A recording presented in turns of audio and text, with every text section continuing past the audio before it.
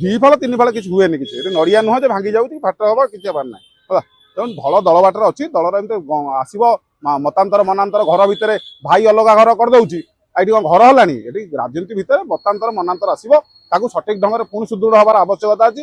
ବରିଷ୍ଠ ନେତାମାନେ ବିଚାର କରୁଛନ୍ତି, ବରିଷ୍ଠ ନେତା ମିଟିଂ କରାଉଛନ୍ତି, କହୁଛନ୍ତି, କିନ୍ତୁ ତାକୁ ବୁଝିବା ଦରକାର। ଆଉ ଯେଉଁମାନେ ପାଣ୍ଡିଆନ ପନ୍ଥୀ ହେଇଯାଇଛନ୍ତି ସେ ଯେଉଁ ପାଣ୍ଡିଆନ ପନ୍ଥୀ ମାନଙ୍କର କିଛି ଯୋଜନା କରିକି ସିଏ କହୁଛନ୍ତି ଆଜି ଲେଖ ଯେ ସବୁ ନବୀନ ପଟ୍ଟନାୟକ ସହିତ ଅଛି। ନବୀନ ପଟ୍ଟନାୟକ କିଏ ନଥିଲା? ନବୀନ ପଟ୍ଟନାୟକ 4.5 କୋଟି ଓଡ଼ିଆଙ୍କ ନେତା ଥିଲେ। କିଏ 2.5 କୋଟି ଲୋକଙ୍କର ନେତା କରେଗା? ତେଣୁ ଏଠି ଘଟଣା ହେଉଛି ନବୀନ ପଟ୍ଟନାୟକ ସହିତ ଆମେ ବି ଅଛୁ, ସମସ୍ତେ ଅଛନ୍ତି, ଓଡ଼ିଆ ଲୋକ ବି ଅଛନ୍ତି। ଏବେ ବି ତାଙ୍କ ଭଲ ପାଇବା ଅଛି, ଏବେ ବି ତାଙ୍କର ଭାବାଗତ ସମ୍ପର୍କ ଅଛି। କିନ୍ତୁ ଯେଉଁ ନବୀନ ପଟ୍ଟନାୟକ ପାଣ୍ଡିଆନ କଥା ବେଶୀ ଆଲୋଚନା ନ କରନ୍ତୁ ଏବଂ ଗଣମାଧ୍ୟମରେ କୁହନ୍ତୁ ନାହିଁ, ଆମର ଏହା ନିବେଦନ। ଦି ଫଳ ତିନି ଫଳ କିଛି ହୁଏନି କିଛି ଏଠି ନଡ଼ିଆ ନୁହଁ ଯେ ଭାଙ୍ଗି ଯାଉଛି ଫାଟ ହବ କିଛି ହେବାର ନାହିଁ ହେଲା। ତେଣୁ ଭଲ ଦଳ ବାଟରେ ଅଛି ଦଳର ଏମିତି ଆସିବ ମତାନ୍ତର ମନାନ୍ତର ଘର ଭିତରେ ଭାଇ ଅଲଗା ଘର କରିଦେଉଛି। ଏଠି କ'ଣ ଘର ହେଲାଣି? ଏଠି ରାଜନୀତି ଭିତରେ ମତାନ୍ତର ମନାନ୍ତର ଆସିବ ତାକୁ ସଠିକ ଢଙ୍ଗରେ ପୁଣି ସୁଦୃଢ଼ ହେବାର ଆବଶ୍ୟକତା ଅଛି। ବରିଷ୍ଠ ନେତାମାନେ ବିଚାର କରୁଛନ୍ତି, ବରିଷ୍ଠ ନେତା ମିଟିଂ କରାଉଛନ୍ତି, କହୁଛନ୍ତି, କିନ୍ତୁ ତାକୁ ବୁଝିବା ଦରକାର।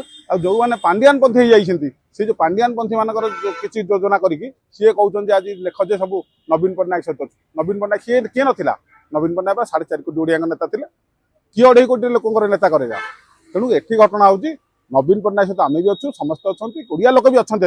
ଏବେ ବି ତାଙ୍କ ଭଲ ପାଇବା ଅଛି, ଏବେ ବି ତାଙ୍କର ଭାବାଗତ ସମ୍ପର୍କ ଅଛି। କିନ୍ତୁ ଯେଉଁ ନବୀନ ପଟ୍ଟନାୟକ ପାଣ୍ଡିଆନ କଥା ବେଶୀ ଆଲୋଚନା ନ କରନ୍ତୁ ଏବଂ ଗଣମାଧ୍ୟମରେ କୁହନ୍ତୁ ନାହିଁ, ଆମର ଏହା ନିବେଦନ। जदि आपंक आम भिडी भल लगा तेब आम चैनल को लाइक शेयर और सब्सक्राइब करने को जमा भी भूलु नहीं।